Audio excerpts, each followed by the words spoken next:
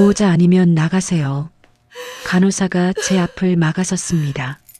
저는 가방에서 낡은 열쇠 하나를 꺼내 들고 있었죠. 30년 동안 제 목에 걸고 다녔던 이 열쇠를요. 저는 김민준 씨의 고모입니다. 30년 동안 민준이를 키운. 규정이 그렇습니다. 보호자 명단에 없으시면 면회 불가능해요. 간호사는 차갑게 말하며 보호자 명단을 제 앞에 들이밀었습니다. 거기엔 민준이 아내 이름만 덩그러니 적혀 있더군요. 제가 민준이 엄마 대신 키웠어요. 민준이 아버지가 돌아가시고. 죄송하지만 규정이에요.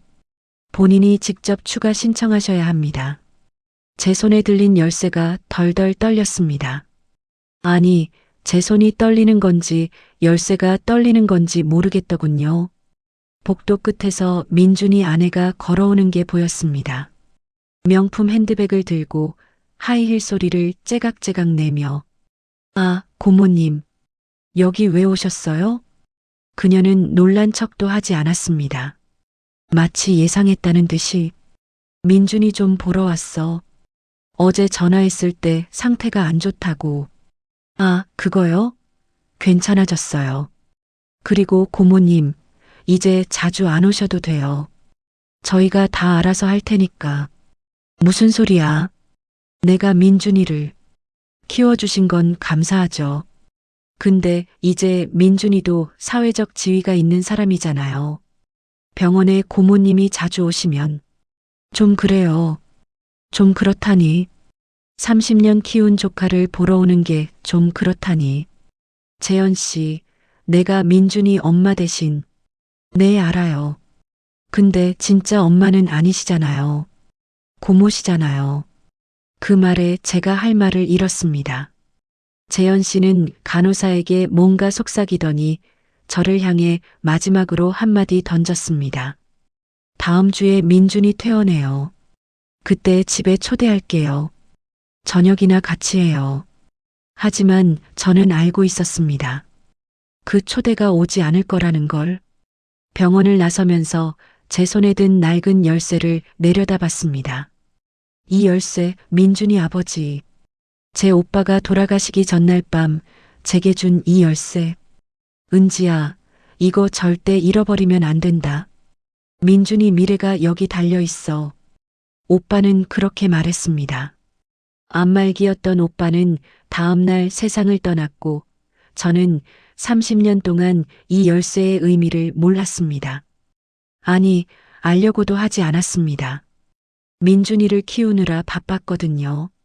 1995년 3월 15일이었습니다. 제 나이 31살.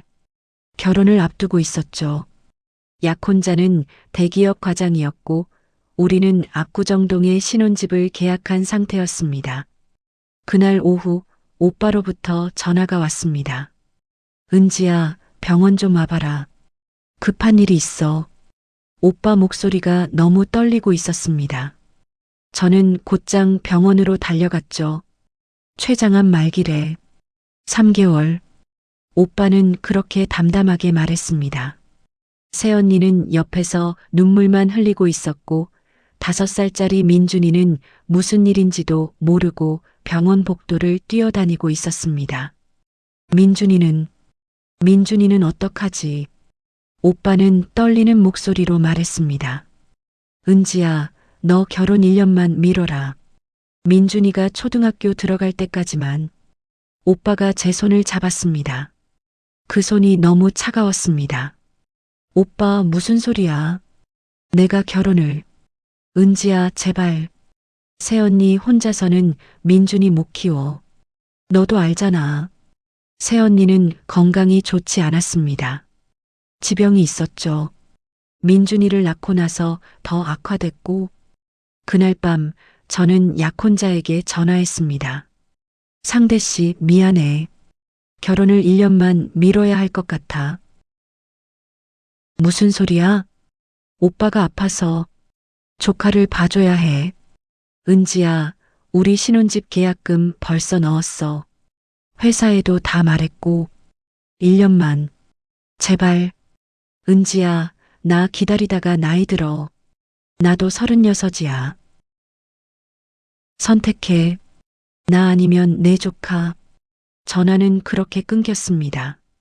약혼은 파혼됐고 신혼집 계약금은 날아갔습니다. 하지만 저는 후회하지 않았습니다. 그때는요. 오빠는 3개월이 아니라 6개월을 버텼습니다. 마지막 날 밤 오빠는 저를 병실로 불렀습니다. 은지야, 이거 받아. 오빠가 손에 쥐어준 건 낡은 열쇠 하나였습니다. 이게 뭐야, 오빠? 우리 아버지가 나한테 준 거야. 나도 몰라 어디 열쇠인지. 근데 아버지가 그러셨어. 이게 우리 집안 마지막 재산이라고. 재산? 아버지 돌아가시기 전에 어디 문서 보관실 같은 데 넣어뒀대. 근데 어딘지는 안 알려주셨어. 그냥 이 열쇠만 주시면서 때가 되면 알게 될 거라고. 오빠, 이게 무슨. 은지야, 민준이 잘 키워줘. 이 열쇠는 민준이 위해서 쓰라고 아버지가 남긴 거야. 내가 그 의미를 다 모르지만 언젠가 알게 될 거야.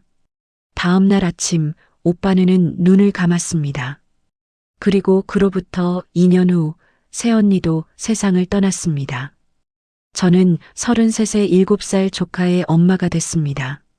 민준이를 키운다는 건 제 인생을 포기한다는 것과 같았습니다. 매일 새벽 5시에 일어나 도시락을 쌌습니다. 민준이 학교 보내고 시장에서 일했습니다. 생선가게 아주머니였죠. 은지야, 너 대학까지 나왔는데 왜 여기서 일해? 조카 키워야죠, 뭐. 결혼은 언제 할 거야? 글쎄요, 민준이가 크면. 하지만 민준이는 계속 자랐고 저는 계속 늙어갔습니다. 민준이 초등학교 입학식 날이었습니다. 다른 아이들은 엄마 아빠가 함께 왔는데 민준이는 저 혼자였죠. 고모, 나도 엄마 있어? 있지. 하늘나라에. 그럼 고모가 엄마야? 아니, 고모는 고모야. 그날 민준이가 울었습니다. 저도 집에 돌아와서 울었습니다. 중학교 때는 더 힘들었습니다. 민준이가 반항기가 왔거든요. 고모는 내 엄마도 아니잖아. 왜 잔소리야? 민준아, 내 인생 내가 알아서 할 거야. 문을 쾅 닫고 나가는 민준이. 저는 그저 한숨만 쉬었습니다. 그래도 공부는 잘했습니다. 민준이는 머리가 좋았어요. 전교 1등을 놓친 적이 없었죠. 고등학교 3학년 때 민준이가 서울대 경영학과를 목표로 했습니다. 고모, 나 학원비 더 필요해. 얼마? 한 달에 200만 원. 그때 제 월급이 180만 원이었습니다. 저는 시장 일을 하나 더 늘렸습니다. 새벽 3시에 일어나 과일 도매 일을 시작했죠. 은지야, 너 얼굴 왜 그래? 살이 다 빠졌네. 괜찮아요, 언니. 일이 좀 많아서. 조카 때문이지? 은지야, 너무 무리하지 마. 너도 사람이야. 하지만 저는 멈출 수 없었습니다. 민준이가 서울대에 붙었거든요. 입학식 날 민준이가 처음으로 제게 말했습니다. 고모, 고마워. 그 한마디에 모든 게 보상받은 기분이었습니다. 대학교 4년 동안 저는 더 열심히 일했습니다. 등록금, 생활비, 책값, 연애비용까지. 민준이가 대학 생활을 즐길 수 있도록. 고모, 혹시 대출 좀 받을 수 있어? 민준이가 대학교 3학년 때 물었습니다. 왜? 무슨 일인데? 친구들이랑 사업 좀 해볼까 하는데. 시드머니가 필요해. 사업? 학생이 무슨 사업을? 고모, 요즘 대학생들 다 창업해. 나도 해보고 싶어. 저는 은행에서 3천만 원을 대출받았습니다. 제 집을 담보로 잡았죠. 그 돈으로 민준이는 친구들과 IT 스타트업을 시작했습니다. 첫 번째는 실패했습니다. 두 번째도 실패했습니다. 고모, 미안해. 돈 다 날렸어. 괜찮아. 젊을 때 실패는 자산이야. 세 번째 사업이었습니다. 민준이가 대학교를 졸업하고 시작한 모바일 앱 사업. 고모, 이번엔 투자를 받았어. 5억. 정말? 민준아. 저는 너무 기뻤습니다. 드디어 민준이가 제 손을 떠나는구나. 하지만 6개월 후 투자자가 발을 뺐습니다. 고모, 회사가 망할 것 같아. 직원들 월급도 못 줘. 얼마나 필요한데? 1억. 아니, 최소 5천만 원만 있으면 버틸 수 있어. 저는 제가 살던 작은 아파트를 팔았습니다. 시장 일하면서 30년 모아서 산 25평 아파트. 고모, 이 돈으로 회사 살려. 나는 전세 들어갈게.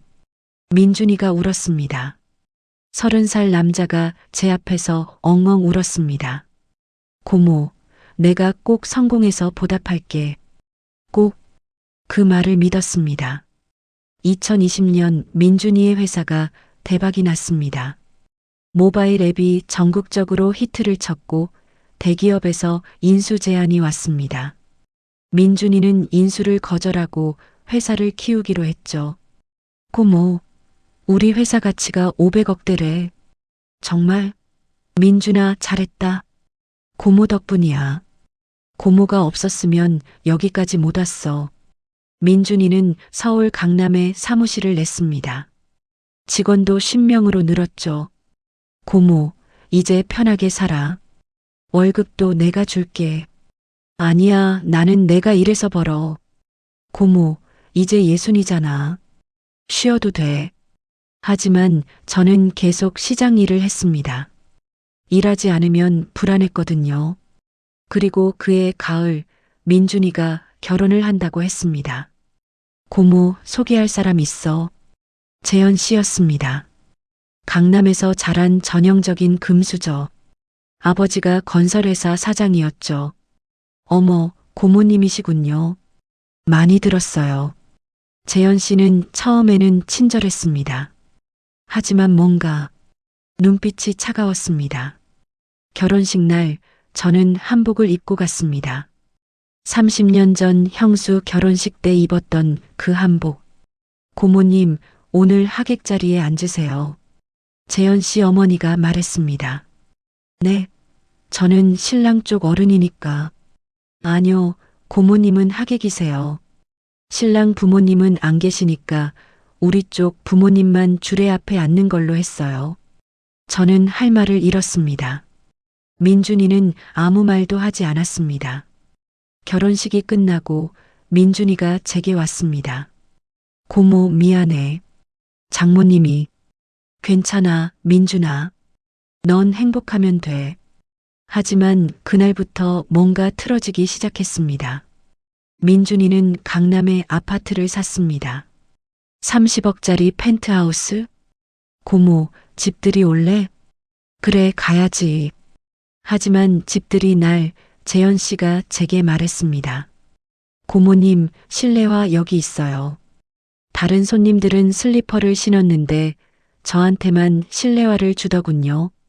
그리고 고모님, 신발은 여기 이 구석에 놓으세요. 다른 신발이랑 섞이면 안 되니까. 제 낡은 운동화를 멀리 치우는 재현 씨. 그 모습을 보면서 가슴이 아팠습니다. 그날 이후로 민준이와의 연락이 뜸해졌습니다. 민준아, 고모야. 잘 지내니? 응, 고모. 바빠서 전화 못했어. 그래, 괜찮아. 건강만 챙겨. 고모, 다음에 연락할게. 하지만 다음은 오지 않았습니다.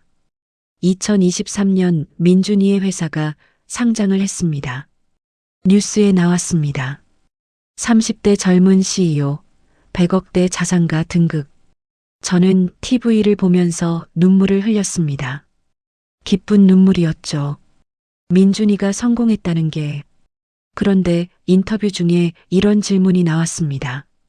여기까지 오시기 힘드셨을 텐데 가장 힘든 순간은 언제였나요? 혼자였을 때요.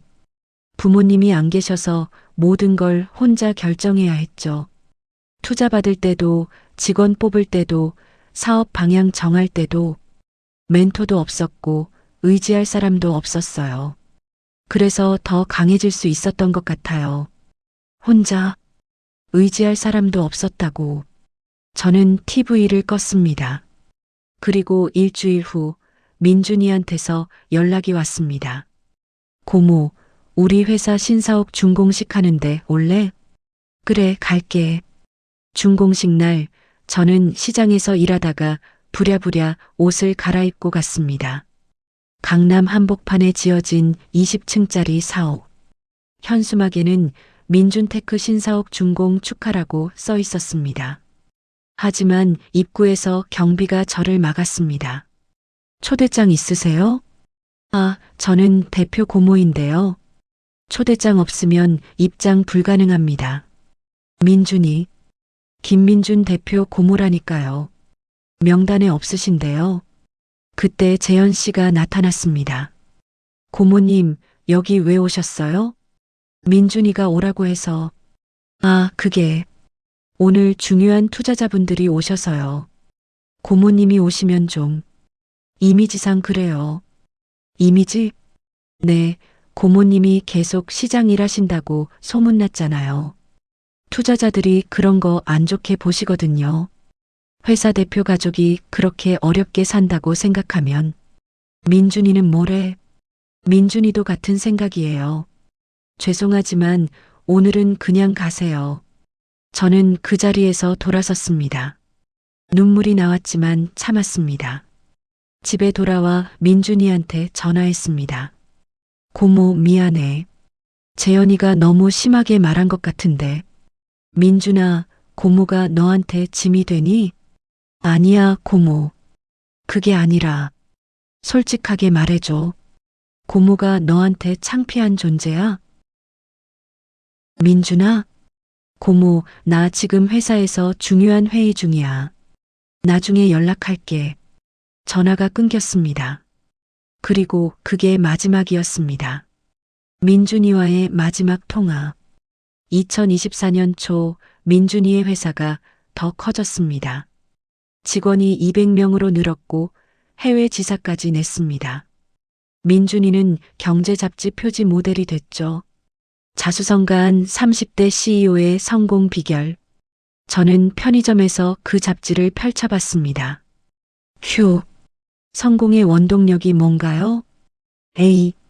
포기하지 않는 거죠. 아무도 도와주지 않았지만 저는 제 힘으로 일어섰어요. 아무도 도와주지 않았다고. 제가 판 집은, 제가 대출받은 돈은, 제가 포기한 인생은 아무것도 아니었나 봅니다. 그리고 얼마 후 더 충격적인 소식을 들었습니다. 은지야, 너 들었어? 민준이가 고모를 요양병원 출입 금지 명단에 올렸대. 시장 동료가 제게 말했습니다. 뭐라고? 응, 재현이 엄마가 우리 시장 사람한테 말하더라. 고모가 자꾸 찾아오니까 귀찮아서 병원에 신청했대. 내가 언제 민준이를 귀찮게 해. 은지야, 그 집안 사람들 원래 그래. 이용할 때는 이용하고 필요 없으면 버리는 거지. 저는 민준이한테 문자를 보냈습니다. 민준아, 요양병원 출입 금지가 무슨 소리야? 답장이 왔습니다. 고모, 미안. 재현이가 임신했어. 스트레스 받으면 안 돼서. 고모가 자꾸 오시면 재현이가 불편해해. 내가 언제 너희를 불편하게 했니? 고모, 솔직히 말하면 고모 때문에 우리 회사 이미지가 안 좋아. 기자들이 취재하러 오면 고모 이야기가 나오는데 그게 좀 뭐가 문제인데? 고모가 아직도 시장에서 일한다는 게 사람들이 저렇게 성공했는데 고모는 왜 저렇게 사나 그래. 우리 회사 평판에 안 좋아. 그래서 나를 버리는 거니? 버리는 게 아니야. 그냥 좀 거리를 두자는 거지. 당분간만. 당분간이 얼마인데? 답장이 없었습니다. 저는 그날 밤 혼자 술을 마셨습니다. 평생 술을 안 마셨는데 그날은 마셨습니다. 그리고 목에 걸고 있던 낡은 열쇠를 내려다봤습니다. 오빠, 내가 뭘 잘못한 걸까? 민준이를 너무 잘 키운 게 잘못인 걸까? 열쇠가 희미하게 빛나는 것 같았습니다. 다음 날 저는 결심했습니다. 이 열쇠의 정체를 알아보기로. 30년 동안 미뤄뒀던 숙제였습니다. 오빠가 돌아가시던 날 받은 이 열쇠. 어디 문서 보관실 열쇠래. 우리 집안 마지막 재산이라고. 형의 말이 떠올랐습니다. 저는 우선 옛날 동네부터 찾아갔습니다. 오빠가 살았던 동네, 아버지가 사셨던 동네. 혹시 이 열쇠 보관실이 어디 있는지 아세요? 글쎄요, 잘 모르겠는데. 사람들은 다들 모른다고 했습니다. 일주일을 헤맸습니다. 은행, 보관소, 옛날 건물들. 그러다가 어느 날 우연히 낡은 부동산 사무실을 발견했습니다. 사장님, 혹시 이 열쇠 아세요? 나이 든 사장님이 열쇠를 보더니 눈을 크게 떴습니다. 이거 삼성동 옛날 문서 보관소 열쇠 아니야? 삼성동요? 응, 지금은 그 건물 없어졌는데 90년대에 재개발되면서. 근데 문서 보관소 내용물들은 전부 새 건물 지하로 옮겨졌어. 어디로요? 지금 그 자리에 뭐가 있더라? 아, 요양병원. 요양병원. 바로 민준이가 저를 출입 금지시킨 그 병원. 저는 바로 그 병원으로 갔습니다. 죄송하지만 보호자가 아니시면. 저는 문서 보관실을 찾아왔습니다. 이 열쇠 좀 봐주세요. 접수 간호사가 열쇠를 보더니 관리실로 전화를 걸었습니다. 네, 옛날 문서 보관실 열쇠 가져오신 분이 계신데요. 잠시 후 나이 든 관리인이 내려왔습니다. 이게 정말 90년대 열쇠네요. 따라오세요. 지하로 내려갔습니다. 낡은 철문이 나타났고 제 열쇠로 그 문을 열었습니다. 삐걱. 30년 만에 열리는 문. 안에는 먼지 쌓인 서류 상자들이 가득했습니다. 이게 다 뭐죠? 예전에 이 땅 주인분들이 보관해둔 문서들이에요. 재개발 때 옮긴 거죠. 저는 상자를 하나씩 열어봤습니다. 그리고 한 상자에서 제 아버지 이름이 적힌 서류를 발견했습니다. 김경수 명의 토지 소유권 증서. 손이 떨렸습니다. 토지? 아버지가 토지를 갖고 계셨다고? 서류를 펼쳐봤습니다. 서울특별시 강남구 삼성동 XXX번지, 지목대지, 면적 980제곱미터, 980제곱미터, 약 300평? 그리고 그 옆에 또 다른 서류가 있었습니다. 토지 소유권 승계 서류 마이너스 김경수에서 김은지에게 승계. 날짜는 오빠가 돌아가시기 하루 전. 오빠가 제 이름으로 바꿔놨어요? 관리인이 서류를 보더니 말했습니다. 이 땅, 지금 여기 병원이 서 있는 땅이에요. 네. 그리고 바로 옆 건물. 민준테크 본사 건물도요. 심장이 멎는 줄 알았습니다. 민준이 회사가 제 땅 위에 서 있다고? 그럼 이 땅 주인이 서류상으로는 김은지 씨 당신이에요. 저는 그 자리에 주저앉았습니다. 집으로 돌아와 서류를 다시 찬찬히 봤습니다. 아버지는 60년대에 이 땅을 샀습니다. 당시에는 허허벌판이었죠. 언젠가 여기가 개발될 거다. 우리 손자 세대를 위해 남긴다. 아버지의 일기장도 발견했습니다. 그리고 충격적인 내용이 있었습니다. 1995년 3월 14일 경수에게 병 선고가 났다. 3개월이라고 한다. 민준이가 걱정이다.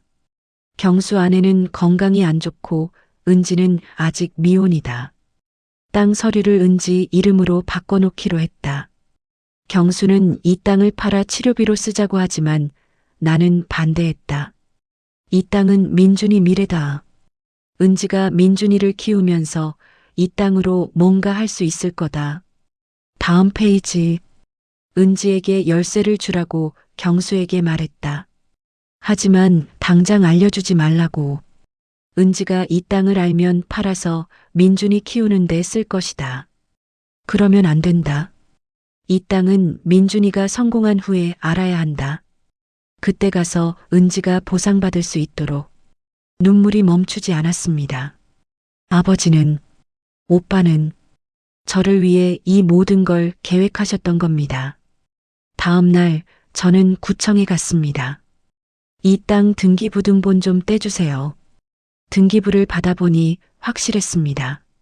소유자 김은지, 면적 980제곱미터, 주소 서울시 강남구 삼성동 XXX번지, 그리고 특이사항에 이런 내용이 있었습니다.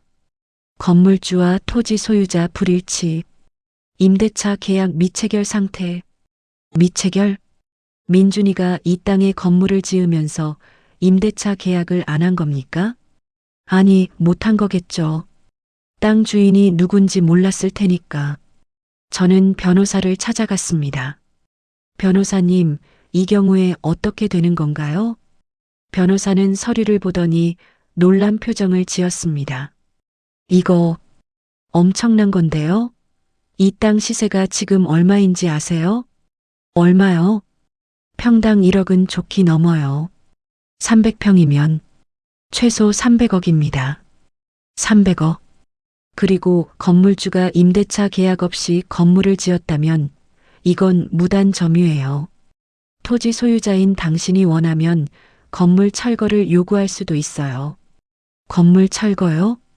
네, 물론 현실적으로는 임대료를 소급해서 받거나 토지를 매각하거나 아니면 협상을 하는 게 보통이지만요. 저는 며칠 동안 고민했습니다. 민준이에게 이 사실을 알려줄까? 아니면 그냥 조용히 있을까? 하지만 민준이가 저를 대하는 태도가 떠올랐습니다. 고모가 있으면 이미지가 안 좋아요. 아무도 도와주지 않았지만 제 힘으로 일어섰어요. 당분간만 거리를 두자는 거지. 저는 결심했습니다. 저는 민준이 회사에 내용 증명을 보냈습니다. 토지 소유주 김은지, 임대차 계약 체결 요구. 일주일 후 민준이한테서 전화가 왔습니다. 고모, 이게 무슨 장난이야? 장난이 아니야, 민준아. 그 땅은 원래 우리 할아버지 거였어. 그리고 내 아버지가 내 이름으로 바꿔놨고. 그게 무슨 소리야? 그럼 우리 회사 건물이 내 말대로야. 내 땅 위에 서 있어. 고모, 설마 지금 협박하는 거야? 협박이 아니야. 정당한 권리 주장이지. 고모, 이러지 마. 우리 가족인데. 민준아, 내가 나한테 뭐라고 했는지 기억나니? 아무도 도와주지 않았다고. 혼자 일어섰다고. 그건 나는 30년 동안 너를 위해 내 인생을 포기했어. 결혼도, 내 집도, 내 꿈도 다 포기했어. 근데 너는 나를 창피하다고 했지. 고모, 미안해. 내가 잘못했어. 미안하다고 끝나는 게 아니야, 민준아. 저는 전화를 끊었습니다. 다음 날 재현 씨가 저를 찾아왔습니다. 고모님, 이러시면 안 돼요. 우리 회사 망해요. 망하는 건 내 남편 책임이지 내 책임이 아니야. 고모님, 얼마 원하세요? 돈 드릴게요. 돈으로 해결될 문제가 아니야. 그럼 뭘 원하세요? 인정. 내가 민준이를 키웠다는 사실, 내 희생이 있었다는 사실을 세상에 인정받고 싶어. 재현 씨는 할 말을 잃었습니다. 며칠 후 민준이 회사 이사회에서 긴급 회의가 열렸습니다. 토지 문제를 해결하지 못하면 본사를 옮겨야 합니다. 본사를 옮기면 계약된 투자권들이 다 날아갑니다. 손해액이 최소 500억입니다. 민준이는 궁지에 몰렸습니다. 그리고 일주일 후 민준이가 기자회견을 열었습니다. 카메라 플래시가 터졌습니다. 민준이가 단상에 올라섰습니다. 얼굴이 많이 수척해져 있었습니다. 여러분, 오늘 제가 말씀드릴 내용은 제 성공 뒤에 숨겨진 진실입니다. 기자들이 웅성거렸습니다. 저는 그동안 자수성가했다고 말했습니다. 혼자 힘으로 일어섰다고 했죠. 하지만 그건 거짓말이었습니다. 민준이 목소리가 떨렸습니다. 제 뒤에는 한 분이 계셨습니다. 제 고모 김은지입니다. 화면에 제 사진이 떴습니다. 시장에서 일하던 제 모습. 고모는 30년 동안 저를 키우셨습니다. 부모님이 일찍 돌아가셨을 때 고모는 자신의 결혼을 포기하고 저를 선택하셨습니다. 민준이가 울먹였습니다. 고모는 저를 위해 집을 팔았습니다. 대출을 받으셨습니다. 새벽부터 밤까지 일하셨습니다. 그리고 저는 그 사실을 부끄러워했습니다. 기자들이 카메라를 들이댔습니다. 저는 고모를 외면했습니다. 성공한 후에 오히려 고모를 멀리했습니다. 고모가 제 이미지에 안 좋다고 생각했습니다. 민준이가 고개를 숙였습니다. 그리고 최근에 알게 됐습니다. 제 회사가 서 있는 이 땅이 고모 소유라는 사실을요. 고모의 아버지, 제 할아버지가 60년 전에 사서 고모 이름으로 남겨놓으신 땅이었습니다. 기자들이 술렁였습니다. 고모는 30년 동안 이 사실을 모르셨습니다. 저를 키우시느라 바빠서 확인할 겨를도 없으셨죠. 그리고 최근에야 이 땅의 존재를 아셨습니다. 민준이가 카메라를 정면으로 바라봤습니다. 고모님, 제가 잘못했습니다. 용서해 주세요. 저는 TV로 그 장면을 보고 있었습니다. 눈물이 흘렀습니다. 하지만 끝이 아니었습니다. 기자회견이 끝나고 민준이가 직접 저를 찾아왔습니다. 문을 두드리는 소리. 고모, 나 민준이야. 문 좀 열어줘. 저는 문을 열었습니다. 민준이가 바닥에 무릎을 꿇었습니다. 고모, 미안해. 내가 정말 잘못했어. 일어나, 민준아. 아니야, 고모. 나 이렇게라도 해야 해. 고모한테 한 짓이 너무 많아. 민준이가 울었습니다. 35살 어른이 제 앞에서 어린아이처럼 울었습니다. 고모, 땅 가져가. 회사 망해도 상관없어. 내가 처음부터 다시 시작할게. 이번엔 제대로 할게. 민준아, 고모가 나한테 해준 것의 10,000,000,000도 갚을 수 없다는 거 알아. 근데 그래도 고모 없이는 못 살겠어. 저는 민준이를 일으켜 세웠습니다. 민준아, 고모는 땅을 가져가려고 이런 게 아니야. 그럼 너한테 인정받고 싶었어. 고모가 너를 키웠다는 사실, 고모 덕분에 내가 여기까지 왔다는 사실, 그걸 인정받고 싶었어. 고모. 그리고 너한테 한 가지 가르쳐주고 싶었어. 돈이 전부가 아니라는 것. 사람이 더 중요하다는 것. 민준이가 저를 안았습니다. 고모 사랑해. 고모가 내 진짜 엄마야. 그날 밤 우리는 오랜만에 함께 밥을 먹었습니다. 다음 날 저는 변호사 사무실에 갔습니다. 변호사님, 이 땅을 재단에 기부하려고 합니다. 재단요? 네, 공익재단이요. 저처럼 아이를 키우는 친척들을 위한 재단. 좋은 생각이시네요. 그럼 민준 씨 회사는요? 회사는 임대료를 내고 계속 쓰게 할 겁니다.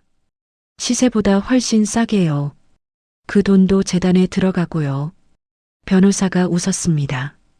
정말 훌륭하신 분이시네요. 며칠 후 은지재단 설립 기사가 났습니다. 30년간 조카를 키운 고모, 300억 토지 전액 기부. 댓글이 폭주했습니다. 이런 분이 진짜 어른이다. 민준이는 복 받았네. 우리 고모도 이런 분이었는데. 눈물 난다. 민준이도 변했습니다. 회사 홈페이지에 제 사진을 걸었습니다. 우리 회사의 진짜 창립자라는 문구와 함께. 그리고 회사 로비에 작은 동상을 세웠습니다. 시장 바구니를 든 여자의 동상. 저였습니다. 고모, 이거 좀 오버 아니야? 아니야, 고모. 이걸로도 부족해. 회사 이름도 바꿀까 생각 중이야. 이름을? 응, 은지테크로. 그건 좀. 민준이가 웃었습니다. 오랜만에 보는 순수한 웃음이었습니다. 재현 씨도 변했습니다. 고모님 죄송해요. 제가 너무 오만했어요. 괜찮아, 재현아. 다들 성장하는 거지. 고모님, 저희 아기 낳으면 고모님이 이름 지어주세요. 그래, 좋아. 그리고 6개월 후 재현 씨가 아들을 낳았습니다. 민준이가 전화했습니다. 고모, 이름 뭐로 할까? 경수. 할아버지 이름? 응, 내 아버지 이름이기도 하고. 좋아, 김경수. 괜찮은데? 그리고 중간 이름으로 은자를 넣어. 경은? 김경은? 아니, 김은경. 은지의 은, 경수의 경. 민준이가 한참 생각하더니 말했습니다. 고마워, 고모. 이 이름에 우리 가족 역사가 다 담겨 있네. 1년 후, 저는 은지재단 이사장이 됐습니다. 시장 일은 그만뒀습니다. 이제 62살 쉴 때도 됐죠. 재단에서는 저처럼 조카, 조카딸, 친척 아이를 키우는 어른들을 돕습니다. 생활비 지원, 학비 지원, 법률 상담, 심리 상담까지. 이사장님, 이번 달 지원 신청자가 200명이 넘었어요. 그래요? 다 도와줄 수 있나요? 네, 민준테크에서 토지 임대료로 매달 5억씩 나오니까 가능해요. 매달 재단 행사에 참석합니다. 은지 이사장님 감사합니다. 제가 조카 대학 보낼 수 있어요. 고맙긴요. 힘내세요. 이사장님도 고생 많으셨죠? 고생이라기보다는 보람이었어요. 가끔 민준이가 재단에 찾아옵니다. 경은이를 데리고요. 고모, 오늘 재단 특강 하러 왔어. 무슨 특강? 성공한 사람들의 숨은 조력자들 이런 주제로. 민준아, 너 지금 나 팔아먹으려고? 고모 이야기를 세상에 알려야 해. 이런 분들이 더 존중받아야 한다고. 특강이 끝나고 한 중년 여성이 저에게 다가왔습니다.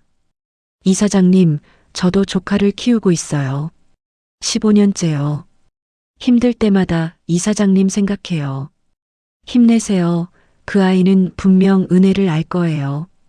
이사장님처럼 배신당하면 어떡해요? 배신이 아니었어요. 그냥 시간이 필요했던 거죠. 깨닫는 시간. 여자가 울었습니다. 저도 같이 울었습니다. 어느 날 저녁, 민준이네 가족과 저녁을 먹었습니다. 고모, 건배할까? 뭐해? 고모가 있어서.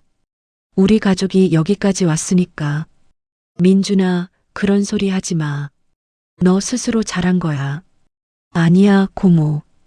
고모가 없었으면 나는 없었어. 진짜야. 재현 씨가 거들었습니다. 고모님, 사실 제가 임신했어요. 둘째. 정말? 네, 이번엔 딸이래요. 이름 또 지어주세요. 그래, 뭐로 할까? 경은이가 제 무릎에 올라왔습니다. 할머니, 나 할머니 좋아. 경은아, 고모 할머니야. 할머니 아니야. 아니야, 할머니야. 엄마가 그랬어. 할머니가 제일 중요한 사람이래. 제 눈에서 눈물이 났습니다. 민준아, 고마워.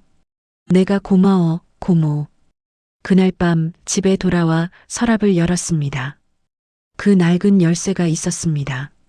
30년 동안 제 목에 걸려있던 열쇠. 이제는 필요 없는 열쇠. 저는 열쇠를 꺼내 탁자 위에 올려놨습니다. 오빠, 새언니, 제가 잘했죠? 민준이 잘 컸어요. 이제 저도 쉴 수 있을 것 같아요. 열쇠가 달빛에 반짝였습니다. 마치 오빠가 웃는 것 같았습니다. 2030년 은지재단은 전국 최대 규모의 가족 지원 재단이 됐습니다. 지금까지 5천 명이 넘는 아이들을 도왔습니다. 저는 이제 67, 머리가 많이 새었습니다. 재단 사무실에 앉아 창밖을 바라봅니다. 노크 소리. 이사장님, 손님 오셨어요. 누구? 문이 열리고 한 젊은 남자가 들어왔습니다. 안녕하세요, 이사장님. 저 기억하세요? 누구시죠? 10년 전에 이사장님이 도와주신 박준호예요. 이모가 저 키울 때 재단에서 도와줬었어요. 아, 준호.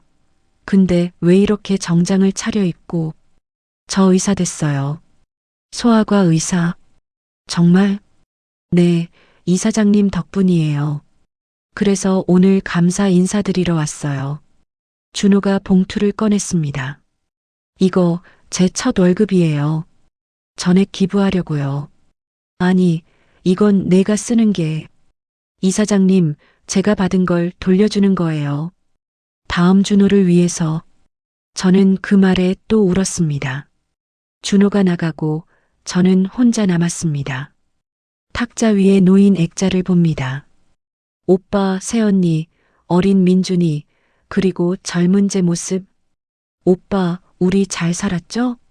힘들었지만 의미 있었어요. 핸드폰이 울렸습니다. 민준이에게서 온 메시지.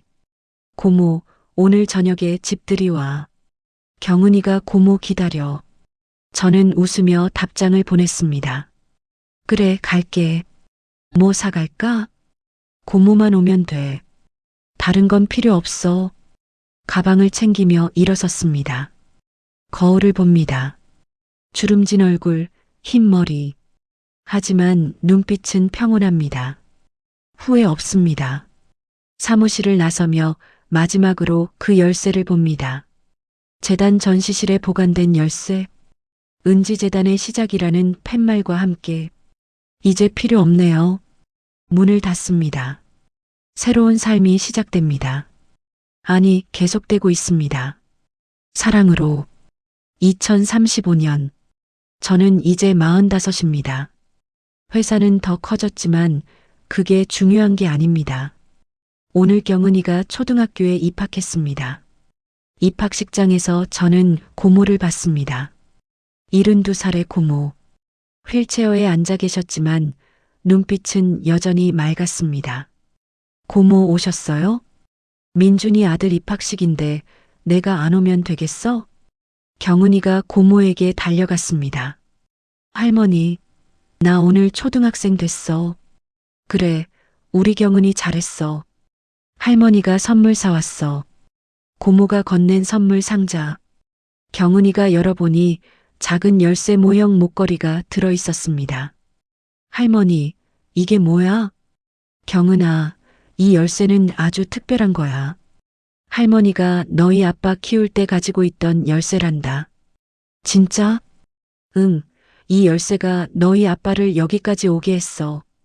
그리고 이제 이 열쇠는 경은이 차례야. 저는 그 말을 듣고 눈물이 났습니다. 고모는 여전히 저를 믿고 계셨습니다. 입학식이 끝나고 저희는 식당에 갔습니다. 경은이가 물었습니다. 아빠, 할머니는 진짜 할머니 아니야? 아니야, 경은아. 할머니는 아빠 고모셔. 그럼 왜 할머니라고 불러? 저는 고모를 바라봤습니다. 고모는 미소 짓고 계셨습니다. 경은아, 할머니는 아빠한테 할머니보다 더 큰 분이셔. 엄마보다도 더 큰 분이고. 진짜? 응, 할머니가 없었으면 아빠는 지금 여기에 없었을 거야. 경은이가 고모 손을 잡았습니다. 할머니, 나도 커서 의사 될 거야. 그래서 할머니 아프지 않게 할 거야. 고모가 경은이 머리를 쓰다듬었습니다. 고마워, 경은아. 할머니는 이미 행복해. 그날 밤 저는 고모를 집까지 모셔다 드렸습니다. 고모, 들어가세요. 민준아, 잠깐만. 네. 너 후회 안 하지? 뭐요?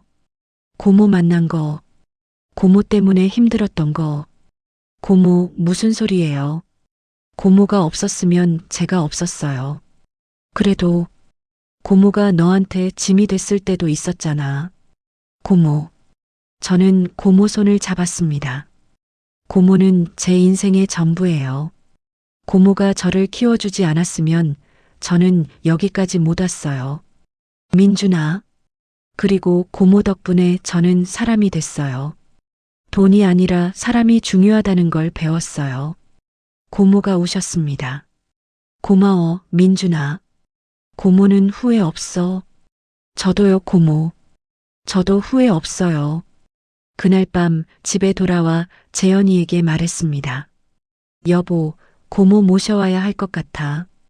응, 나도 그 생각했어. 이제 나이도 많으시고. 고마워, 재현아. 예전에 고모한테 못되게 굴어서 미안해. 나도 미안해, 여보. 그때는 내가 어렸어. 우리는 다음 주에 고모를 모셨습니다. 우리 집 1층에 방을 하나 만들어 드렸습니다. 엘리베이터로 바로 연결되는. 고모, 이제 여기서 사세요. 민준아, 이렇게까지. 고모, 당연한 거예요. 이걸로도 부족해요. 고모가 이사 오신 날 경은이가 물었습니다. 아빠, 할머니가 우리랑 같이 살아? 응, 이제부터 할머니가 우리랑 살아. 야호. 매일 할머니 볼 수 있어. 경은이가 좋아하며 뛰어다녔습니다. 그날 밤 저는 고모 방을 찾아갔습니다. 고모, 불편한 거 없으세요? 없어, 민준아. 너무 좋아. 고모, 제가 고모한테 하나 드릴 게 있어요. 저는 서류 봉투를 꺼냈습니다. 이게 뭐니? 고모 명의로 된 계좌예요. 매달 1,000만 원씩 들어갈 거예요. 민준아, 이건 고모가 저한테 해준 거에 비하면 아무것도 아니에요. 그냥 받으세요.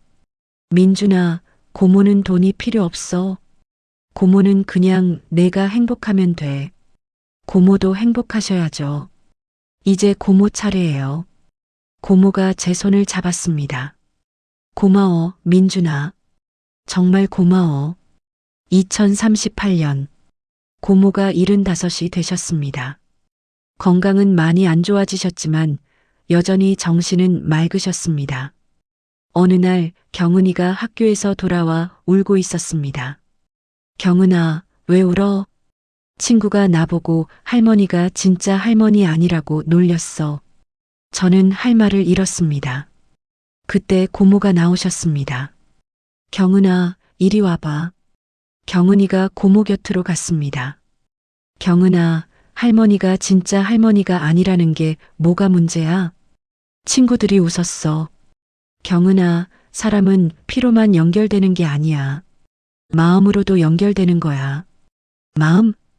응, 할머니는 내 아빠를 30년 동안 키웠어. 피는 안 섞였지만 마음은 연결됐어. 그게 더 중요한 거야. 진짜? 응, 그리고 경은아. 내가 크면 알게 될 거야. 진짜 가족은 피가 아니라 사랑으로 만들어진다는 거. 경은이가 고모를 안았습니다. 할머니 사랑해. 고모도 사랑해, 경은아. 그 모습을 보면서 저는 깨달았습니다. 고모가 저에게 주신 사랑이 이제 경은이에게 전달되고 있다는 걸. 2040년 고모가 77이 되셨습니다. 어느 날 고모가 저를 부르셨습니다. 민준아, 고모 말 좀 들어봐. 네, 고모. 고모가 이제 나이가 많아서 얼마나 더 살지 모르겠어. 고모, 무슨 소리예요? 오래 사셔야죠. 민준아, 고모 말 들어. 고모가 가면 고모 장례식을 크게 해줘. 고모. 아니야, 슬픈 얘기가 아니야. 고모는 그냥 세상 사람들한테 말하고 싶어. 고모처럼 조카를 키우는 사람들이 있다는 거. 그 사람들이 존중받아야 한다는 거. 고모 알겠어요. 제가 꼭 그렇게 할게요. 그리고 민준아. 네. 은지재단 잘 부탁해. 고모가 없어도 계속 운영되게. 걱정하지 마세요, 고모. 제가 평생 책임질게요. 고모가 미소 지으셨습니다. 고마워, 민준아. 고모는 행복했어. 2042년 고모가 세상을 떠나셨습니다. 79. 평온한 죽음이었습니다. 마지막 순간 고모는 제 손을 잡고 계셨습니다. 민준아, 고모는 후회 없어. 너를 키운 30년이 고모 인생 최고의 시간이었어. 고모, 저도요. 고모가 없었으면 저는 없었어요. 민준아, 경은이 잘 키워. 그리고 경은이한테도 가르쳐줘. 사랑은 순환되는 거라고. 네, 고모. 꼭 그렇게 할게요. 그럼, 고모는 이제 내 아버지한테 갈게.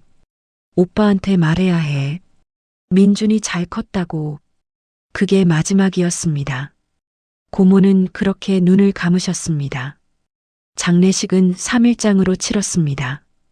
조문객이 3,000명이 넘게 왔습니다.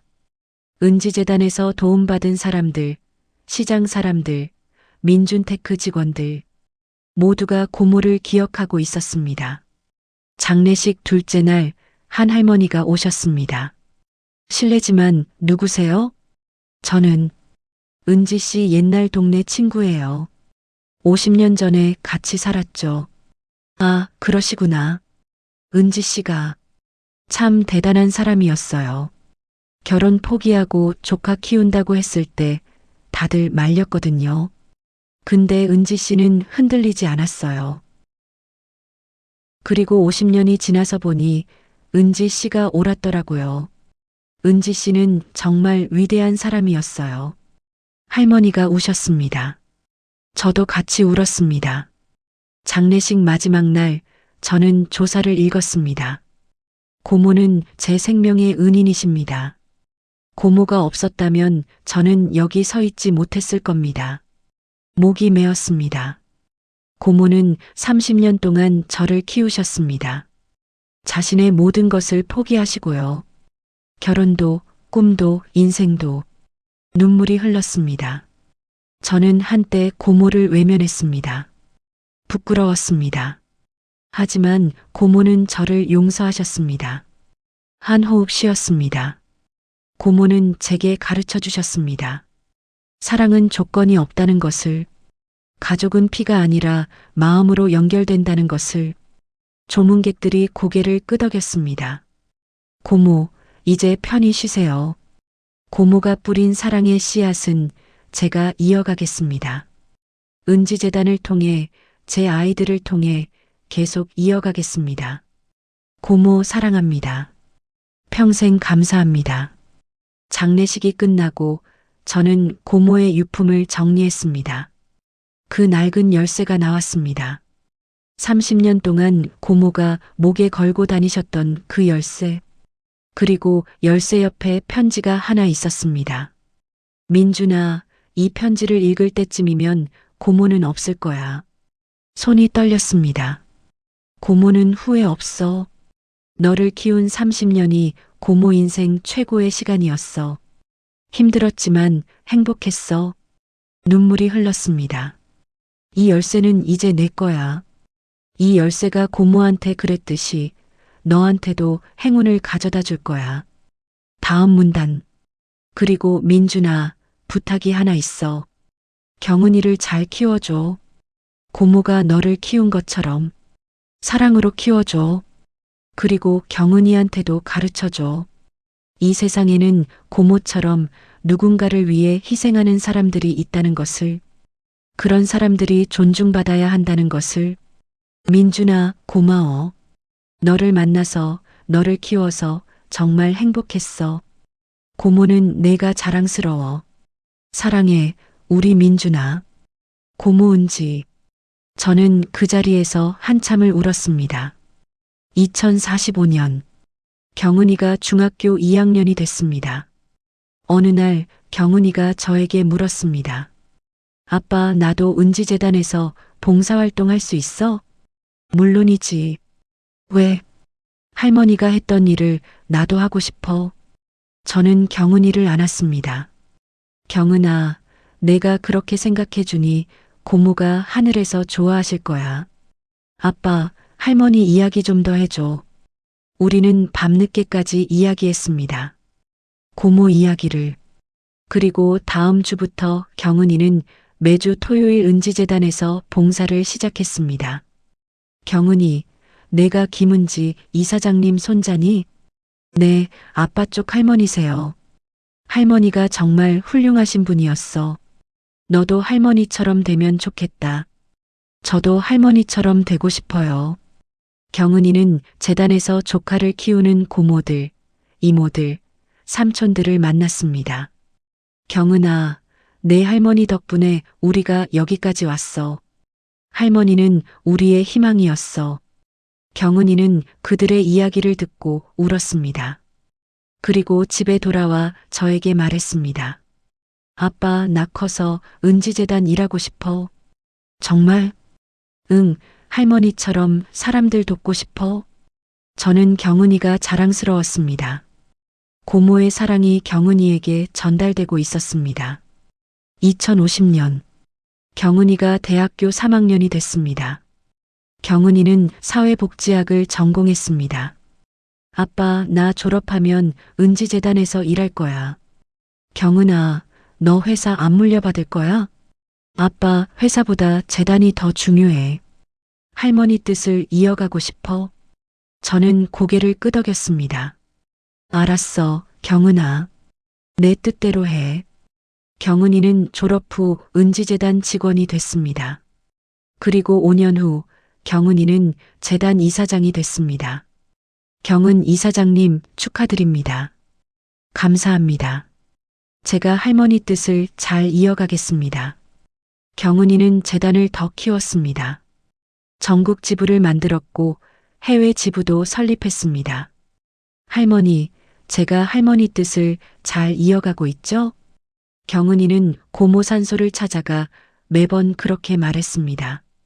저는 이제 90살입니다. 머리가 하얗고 몸도 많이 불편합니다. 하지만 저는 행복합니다. 오늘 경은이가 손자를 데리고 왔습니다. 할아버지, 저 이름이 경은이에요. 그래, 내 이름이 경은이구나. 좋은 이름이네.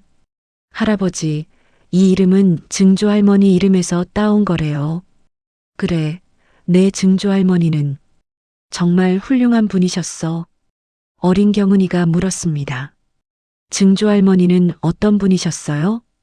저는 잠시 생각했습니다. 증조할머니는 사랑 그 자체였어. 조건 없는 사랑. 조건 없는 사랑이요? 응, 증조할머니는 할아버지를 30년 동안 키우셨어. 자신의 모든 걸 포기하시고. 왜요? 사랑하셨으니까. 그냥 사랑하셨어. 어린 경은이가 고개를 끄덕였습니다. 할아버지, 저도 증조할머니처럼 될 수 있어요? 물론이지. 내가 다른 사람을 사랑하면 돼. 조건 없이. 네. 어린 경은이가 뛰어갔습니다. 경은이가 제 곁에 앉았습니다. 아버지, 증조할머니 이야기 해주셔서 감사해요. 아니야, 경은아. 이야기는 계속 전달돼야 해. 고모 이야기는 절대 잊혀지면 안 돼. 네, 아버지. 제가 꼭 전달할게요. 제 아이들에게, 손주들에게. 저는 창밖을 바라봤습니다. 하늘이 맑았습니다. 고모, 보고 계세요? 고모 사랑이 이렇게 이어지고 있어요. 바람이 불었습니다. 마치 고모가 대답하는 것 같았습니다. 잘했어, 민준아. 정말 잘했어. 이 이야기를 보시는 모든 분들께 혹시 당신 곁에도 은지 같은 분이 계신가요? 고모, 이모, 삼촌, 할머니, 할아버지.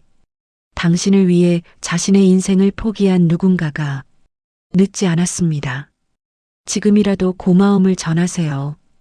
그분들은 인정받기를 원합니다. 돈이 아니라 마음을요. 그리고 기억하세요. 사랑은 순환됩니다. 당신이 받은 사랑을 다음 세대에게 전달하세요. 그것이 은지 고모가 우리에게 남긴 진짜 유산입니다. 은지재단 가상, 모든 숨은 조력자들을 위하여. 그리고 이 이야기의 진짜 주인공은 바로 당신 곁에 그분입니다. 오늘 그분께 전화하세요. 고마워요. 사랑해요. 그 한마디면 충분합니다. 당신 곁에 은지를 기억하세요. 그리고 감사하세요. 아직 늦지 않았습니다.